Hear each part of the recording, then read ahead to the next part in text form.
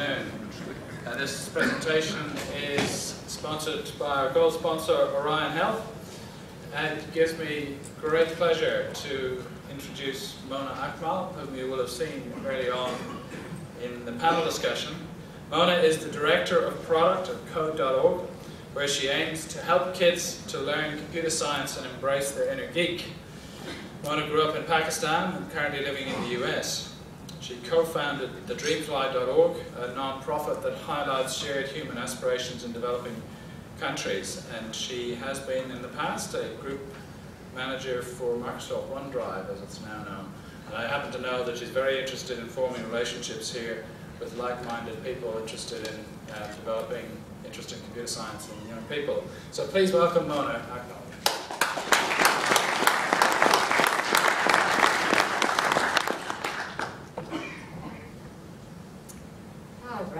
Hi guys. Let's see. First and foremost, thank you so much for inviting me. I cannot tell you how in love I am with your country. I was actually texting the founder of Code.org, Hadi Partovi, that I might accidentally miss my flight this weekend back to Seattle. We were in Queenstown just before this and had a fantastic time. Almost died, caught in a storm in Milford Sound, so I feel very grateful to be here right now.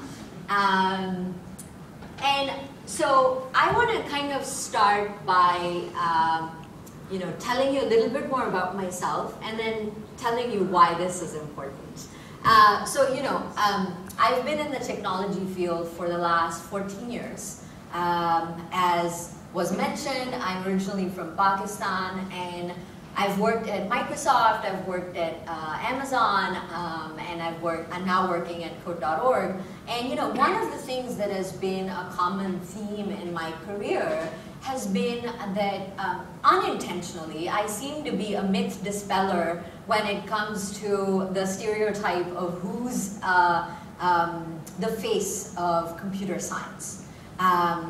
Usually when I walk in a room for a meeting, I don't look like the other people in the room, I don't talk like them, and the differences aren't superficial. My approach is a little bit different because my background is a little bit different. The way I think is different. I used to struggle with the fact that I was different, but in time I've not only come to accept it, I actually treat it as an enormous gift that I have. It's the thing that makes me different and distinct. Me joining Code.org, I joined earlier this year. It was a very personal mission for me. As a person, I'm a myth dispeller, and then I met an organization that had the goal of dispelling the myth of who is a computer scientist. And so I'm going to start a little bit with what those myths are, and we're going to dispel a few of them together. So what do you think? These guys, both guys, awesome, very smart, supporters of Code.org. They represent two of the top computer science myths out there. Any guesses as to what they are? White, yes. By the way, when I was doing the slides, I put in white, and then I was sitting next to a friend, and she said, "You don't know what the audience is going to be like," so I removed white. But yes, I think that is illustrative. What else? American, correct. What else? Male. Male, that's right. One more. Rich. Well, first one, computer science is for guys. Guess what? I'm not a guy. And I know many smart women that are in computer science. Computer science is for geniuses. It's these people who have IQs of 150 or higher. They're part of Mensa. They can solve every problem known to mankind. You don't have to have that in order to be interested in computer science. The myth dispeller here is computer science is pretty much for everyone. If you can speak English, if you can speak a language, you can be a part of the computer science community. I'll start with the more famous faces that are less likely to be associated with computer science. Ashton Kutcher, big supporter of computer science education, super cool guy, not the first guy you think of when you think CS, right? Shakira, hips don't lie, but I mean, Shakira is all about computer science, which is amazing. Angela Bassett. And then I put a picture of myself up there when I was 4 years old. And here I'm going to do a little bit of a segue into my personal story. I grew up in a fairly quirky household and went to an all-girls school. So accidentally, I ended up missing out on some of the misconceptions around what girls can and can't do. So I was never in an environment where it was reinforced that girls aren't supposed to be good at math. I was never in an environment where it was reinforced that girls are supposed to either be creative or be logical, but not both. I was never really given the message that failure is a bad thing. So I lucked out in that when I was in school, I loved math and I loved art. My favorite class was art. When I went to undergrad, I did my major in computer science, but then I did my minor in social sciences and philosophy. Either or has never really been a part of my upbringing, which is why I feel like I totally hit the lottery with my parents. But when I stepped out of college and started going to work, I started to understand that these biases exist. And a lot of girls tend to limit themselves because they're introduced to the bias at a much younger age and at a point where they're a lot more vulnerable. That's true for ethnic minorities, anything that's not the norm essentially. So I really do mean it sincerely from the bottom of my heart that computer science is for everyone. All limitations are truly self-imposed. Third myth. Computer science is relevant to the technology industry. 20 years ago, that was a true statement. 10 years ago, that was a half-true statement. Today, that is a false statement.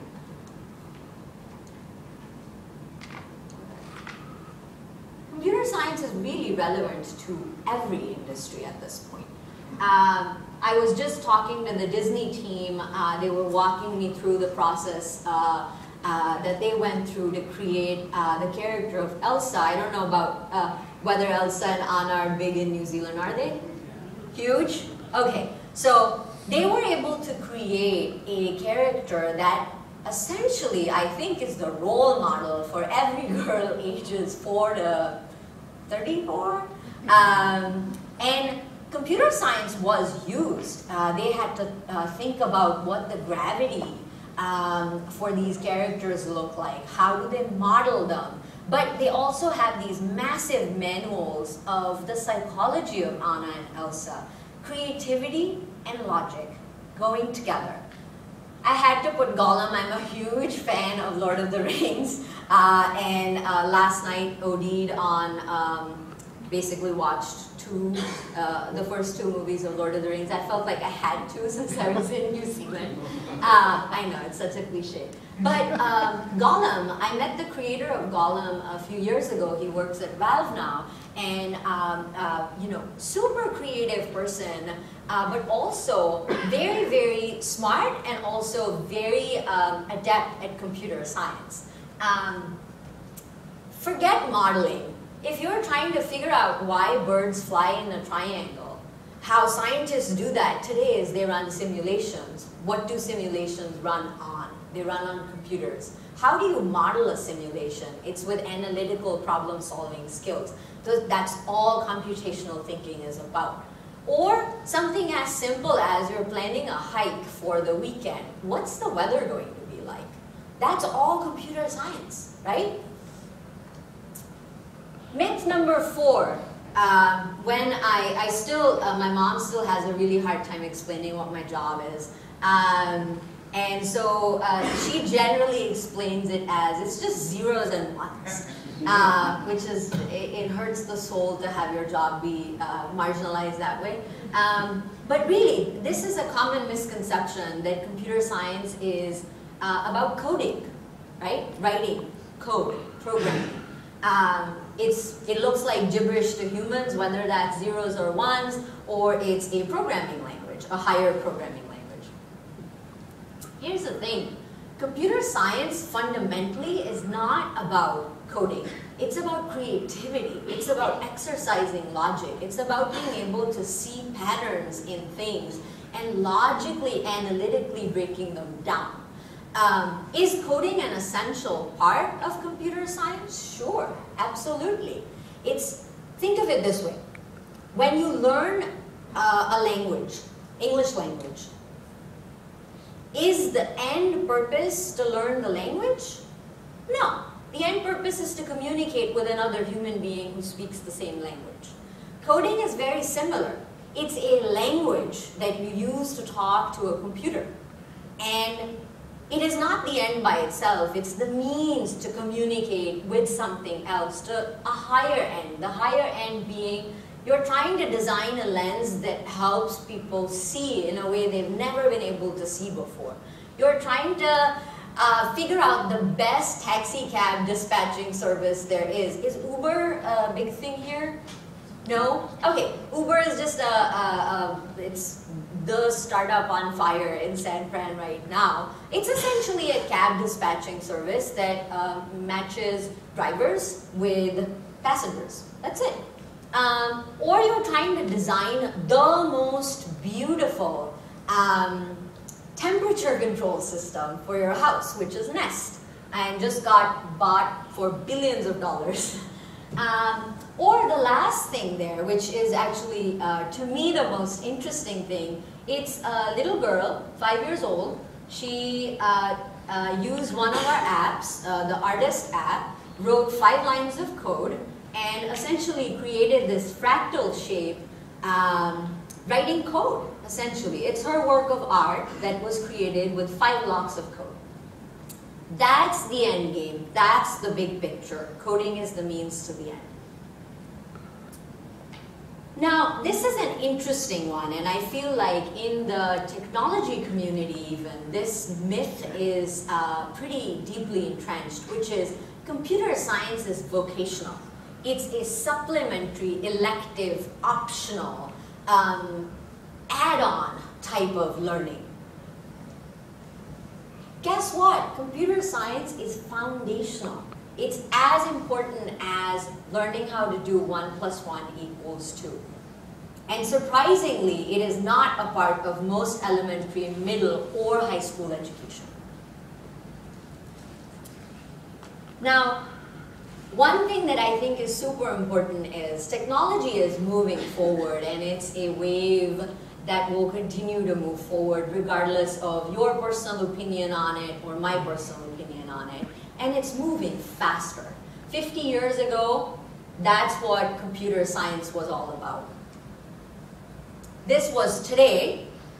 Thank you guys in the back. Adam, Caroline, and Max. Got it, right? Awesome. I just went outside to see, can I find people with just their devices, just to capture real time, what does the world look like today? If you notice, everyone has an iPad, there's a variety of phones, there's a smartwatch in there, there's a TV. That's our regular life, and then these guys dragged me in the photo booth and we took some pictures that I'm not very proud of. But that's technology today. And guess what? This isn't that far off. Nanotechnology is on the rise. This picture actually is of the Google balloons that are being launched globally in order to provide internet access to the developing world. There are self-driving cars. There are health plans that are based on your custom genetic profile. All of that stuff is real and it's happening. It's in some state or another of integration and consumerization. But it is all on the way. So I think the choice we have to make is not whether technology is here to stay or not. It's whether we're going to be a part of that future or not, because that future is happening regardless. So essentially, when we looked at all of this, a few people all from the technology sector, who've had some success in the for-profit world, decided to come up with a vision, which was, really, we need to fix this. We can't wait for governments of every country to change their policies organically. There has to be some private sector initiative that makes computer science relevant and foundational in children's education so that they're really ready for the future that they're about to be a part of. And so our vision is very simple, which is every school, every student has the opportunity to learn computer science. And that brings me to code.org, which is my latest home. I work there as the director of product, which means I run the product team. Essentially, like I said, it was a very small group of people that decided that we just couldn't sit on the sidelines and wait for things to happen organically. We were just going to make them happen ourselves. And essentially it all started with one video, which some of you might have seen. If you haven't, I encourage you to look it up on YouTube. It was a short video where Bill Gates, Mark Zuckerberg, Shakira, a bunch of other people came together, generously offered their time, and basically talked about the importance of writing code and how it's really not that hard and how it's super important. The video went viral, became the #1 YouTube video within the first couple of weeks. After that, we essentially went on this rampage of sorts and created a partnership, a very broad partnership with 100+ partners that are representing the technology industry, governments, for-profits, non-profits, in and outside the education and academia sector. And in the last 6 months, that's been my life. We've built around 80 hours of tutorial content, which is interactive puzzles where kids think they're playing a game, but what they're actually doing is writing code and learning some of the most fundamental computer science concepts that you generally learn in the first year of a computer science degree in undergrad, traditionally. We support 30 languages, and sky's the limit. 40 million students have already tried the Hour of Code. The Hour of Code is a 1-hour, 20 puzzle, a little exercise that a student can do on their own, an adult can do. And it's essentially mostly designed to break the stereotypes around computer science. Because once you go through an hour of code yourself, you kind of realize, wait a minute, this is really fun. And we have 30,000 teachers that are already teaching these curriculums in schools, and we have over 1.5 million students that are actively learning these courses in the classroom. And let me put a timeline on it. We just turned 1 year old a month ago. So that's a ton of progress, and I give 10% of the credit to the team and 90% of the credit to the people that actually said, this is a demand, and we do want this, and basically ran with it. We're just there to support them. I think of the Hour of Code essentially as the ultimate myth dispeller. I could, talk till the cows come home about how computer science is really easy. You don't really need to be a math scientist. And you can take my word for it if I have a certain level of likability, or you may not. The best thing to do is just try it yourself. Just a couple of very interesting numbers. When we put the Hour of Code out there last year, it hit 15 million users in the first 5 days. Compare that scale to Facebook, which got that number of users in 3 years, Twitter, 2.5 years. Again, this really speaks to the demand that exists out there already. We're just rising to the occasion. And this one I take a lot of pride in, and I unfortunately only have numbers for the US. More girls have participated in the Hour of Code than girls participating in computer science in US schools in the last 70 years. So 70 years 1 year. That's the contrast. I wanted to also show you a couple of screenshots of what an hour of code looks like. So it's 20 puzzles. How many people have played Angry Birds here or are familiar? Awesome. So we reached out to Rovio and said, hey, Angry Birds is awesome. We would love for their Angry Bird and Pig to be a part of our tutorials to make it a lot more relatable. And so the goal is, the bird is asking you to tell it how to get to the pig. Now the bird in this story is essentially emulating the computer, and you are giving it instructions. What are instructions? They're code, essentially. So when run, which is the run button, move forward. You drag another block, move forward, and you run, and the bird follows your commands and gets to the pig. When it gets to the pig, achievement. You have successfully completed your first puzzle. And there are 19 more like this. And you get a little congratulations thing, which also shows you under the hood what you did was you told the computer to move forward twice. This is another app that we built. It's called PlayLab, and it lets kids create super simple games that they can share with their friends. They can share them on social networks. So I just made this maybe in less than 2 minutes. I said, when run, set background to city, set actor to an alien, move actor down by 50 pixels, and make the actor say, I will rule you. And this is now a game that kids can actually, they get a URL to it, they can share it with their friends, they can put it on Facebook, and their friends can play the game as well.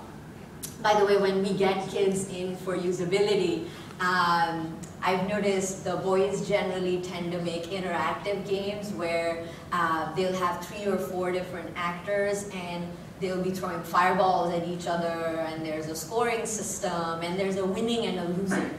It's just fascinating. Girls will put 2 or 3 characters, so they're a little bit more exclusive with how many characters they put on the screen. Placement is very important to them. So they can't just show up in a random order. It has to be organized. And then they write apps that are storytelling oriented, where it's like the alien will say blah, and then the dog will say something else in return, and then the cat will jump in and say something else, and they tell these long stories, which is a huge win for me personally, that we've created an environment that is conducive both for boys and girls. And I do want to stop and emphasize the point here that girls and boys are different. Let's not whitewash our differences. That's not what diversity is about. That's actually the opposite of diversity. Diversity is about accepting difference and understanding that it brings value. Another one, this is very, very popular with our girl students. It's an artist app where essentially I wrote a little function that draws a square. It's moving forward by 100 pixels and then turning right 90 degrees. Now, if you notice, they're also learning math and applying the math concepts that they're learning in school. So it's a positive reinforcement of existing curriculum as well. And then they're setting a color to random, moving it by 10 degrees every time, and essentially drawing this beautiful shape. And that's one thing that computers are really good at doing. They can repeat things very quickly and in a very simple way. And girl students love this app. I almost always have to piss them off when I say, no, we're kind of done. We got the feedback. Now we're going to move on and try some other tutorial out. And so the realization, we never really started with this mission, but somehow seem to have accidentally found ourselves there. And you know, many good things in life are accidental. We've hit the holy grail in some ways, which is learning can be fun. I was telling a few people offline that my friends tell me that they have to put a curfew on their children for how much time they can spend with these tutorials, which is amazing. And we get messages like this from teachers, pretty much every day when they see kids in their classrooms doing these tutorials, they're just amazed that the class becomes really quiet, kids get super focused, and they get very excited about what they're producing. And the hour of code, really, I think of it as the hook that gets people over the hump of who computer science is for. And once that's done, you can then introduce them to, we've built, like I said, 80 hours worth of curriculum. Everything is 100% free. There is zero profit interest here. It is truly only about computer science education for every child. And anyone can really, either you as a parent can recruit your school, you can get your own children involved. We're doing an employee engagement program that lets an employer say all my employees should consider taking the hour of code. So there are many ways to get involved. And I would say in closing, a couple of things. First, become a myth dispeller. You have a role to play, don't be passive. When I've had several people ask me, what do you mean by that? And so I give a couple of simple exercises, try them. I walk pretty fast. I'm a fast walker, always have been. Walk slow for a week. Try it. Do something that is not natural to you, that doesn't feel like normal behavior, that feels weird to do. If you talk really fast, talk slow. If you're the kind of person that when someone shares a story with you, you have to share an equivalent story back with them, don't do it for a week. Play a role that you're not accustomed to playing. That's the first lesson in being diverse, which is other people have a very different experience of going through life from you. And if you can step out of your own world for a little bit, you start to develop that sense of difference in an experiential way, not in a theoretical way. And then really, when you find yourself putting someone in a box, like when I tell people I'm from Pakistan, usually there's like a, huh? It actually happened a couple of times outside as well. And then somebody said, I bet that happens to you often. I'm like, yeah. It kind of does. Because it's when I expect people to have a box that I must fit well in. And I'm okay with that. That's how we make sense of the world. It's when you meet someone and you get more information about them that doesn't fit your box. Don't pick the box, pick the person. See the person for what they are, not the box you think they need to be in. That's the essence of diversity.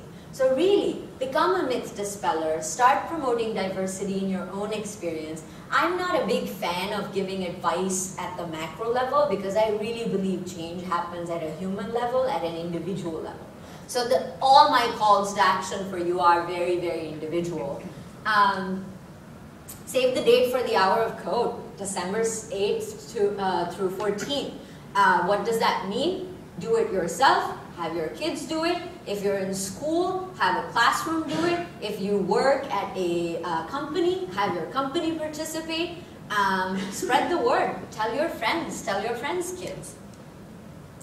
And bring computer science to your organization, whatever that organization might be. It's easier than you think. One thing I love about the industry that we're in is it has a very strong bias for action. People don't just spend time thinking. They actually go out and do stuff. So I'm really asking you guys to go and do stuff. Make a difference. And I don't really care if you use code.org or not. That's not my primary mission. My primary mission is to get you on board. So you go and do something that moves the needle, whatever you think is that happens to be. And our goal this year is 100 million users. We're at 40 million. It's ambitious, but that's generally how we work. And then we drive ourselves insane, which is what Seattle is looking like right now. I turned off email notifications because they were stressing me out. But I would love for you guys to be a part of that and help us get to that goal. And that's it.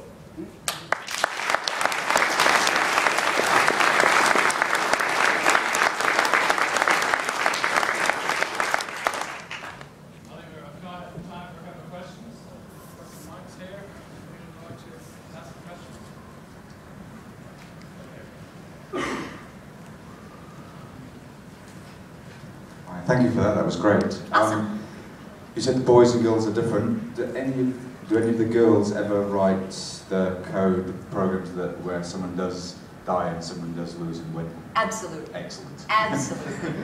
And we don't want to prevent that because I thought that you were would putting me be... in a box then for a second. Absolutely. No, it's not about putting them in a box.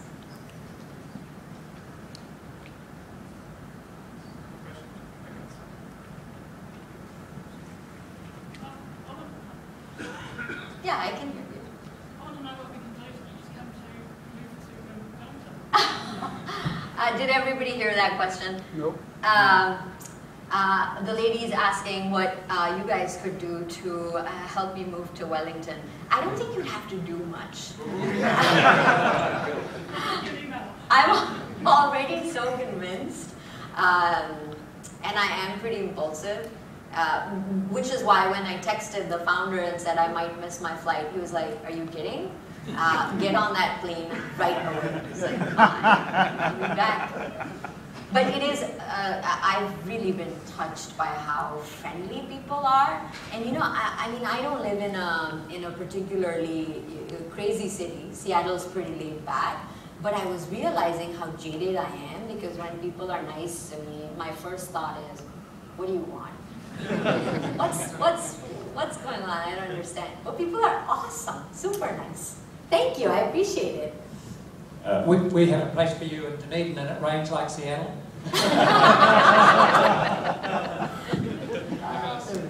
I think that I found a reason for you to come to Wellington. I've been browsing. It's an open source project, which I congratulate and you should highlight. We are very strong supporters of open source, but it has been forked only once. So what would you say? I mean, it's obviously destined to the American education system. If we want to adjust it to the New Zealand system, what would be the recommendation of you? And you have probably not many information about how New Zealand works, but which would be the things to maintain and which would be the things to adjust? Sure. That's actually a great question. And I was telling some folks outside the room, we're aggressively looking for international partners because we understand what we're good at and we also understand what we're not good at. What we're not good at is regional knowledge and expertise and networks, which is really what it takes. The reason why we've been able to have the success we've had in the US is because we have the connections. We understand how the system works. So a few things. The course is actually designed to be global. We don't, in our curriculum, do not make any cultural references at all. It is also 100% localizable and supports BiDi, so it can work languages that are right to left and left to right. So the curriculum, I think, is pretty robust as is. Chunking the curriculum down to map to the elementary school version of New Zealand is something we can work with you on. And we have a full partnership model where anyone who's interested in becoming a partner, if they can operate at scale, we want to talk to you and figure out what's the best way to get computer science education in New Zealand. The partnership options vary from you are an international partner of Code.org. We have a partner like that in Brazil, in Italy, in Argentina. Or you want to just take our code base and run with it. We allow that as well. The only thing that we can't allow for and are legally obliged to not allow is the reuse of some of our videos and some proprietary assets. So like when we get Angry Birds, that partnership is between Rovio and Code.org, not any other organization. And you know, the celebrity videos look really fun. They're a pain to create because every celebrity has 50,000 lawyers that want to, you know, figure out exact usage of every single snapshot. So I would not wish that on any of you. Instead, I think what is a better path to pursue is to recruit local celebrities and local known figures who would have more pull with this community. Well, we have Ian. That's right. Hi Mona, just a little bit about Computer Science Education Week. First of all, many schools in New Zealand are participating in the Hour of Code, which I think is excellent. And for those people, for Computer Science Education Week, it is this December the 8th to the 12th this year, I think. It is something that the American government has set that week, and I remember on our International ACM Education Council saying, oh, why are you choosing that week? Because for New Zealand schools, we're all on summer break, or starting summer break, so it's not really good timing. It was timed that week because it's Grace Hopper's birthday. Oh, sorry, was Grace Hopper's birthday. Sorry, I grabbed the microphone again. I asked you earlier about the difference between what you're doing and Scratch. I'm just wondering, maybe everyone else might be interested in that answer, because we know quite a few of us know about Scratch. Yes. Totally, absolutely. Scratch is a wonderful project that has come out of MIT. The difference and similarities are a little bit nuanced. The best way to kind of simplify this is, with Code.org, we're really providing curriculum, which is, there are learning objectives. So, you know, I have 5 very, very talented computer science teachers on the team that actually help us write curriculum where we use the methodology of how you introduce a new concept, how often you reinforce a concept after you've introduced it, what is an appropriate level of difficulty where kids are challenged but not overwhelmed. So we develop curriculum, and our apps look and feel, like I showed you guys, a lot like this Scratch development environment, but they have guardrails around them because the guardrails are there to provide structured learning experience. Scratch is a development environment where kids are really set free so that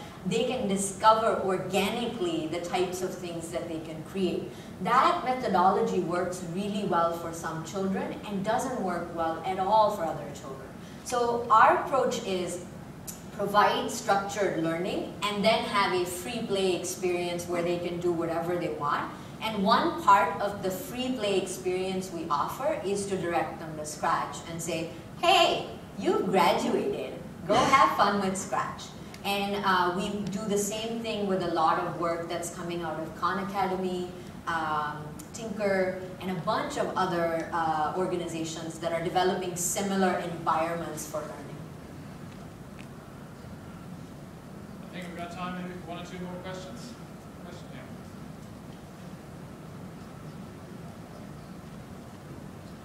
Where can we find references to download this stuff, or what video should I send my 11-year-old daughter to watch? I would say just if you can go to code.org, that is the launch point for pretty much everything else. And if you're interested in the Hour of Code specifically, you can get links from code.org as well. Otherwise, if you're just interested in the Hour of Code, go to hourofcode.com.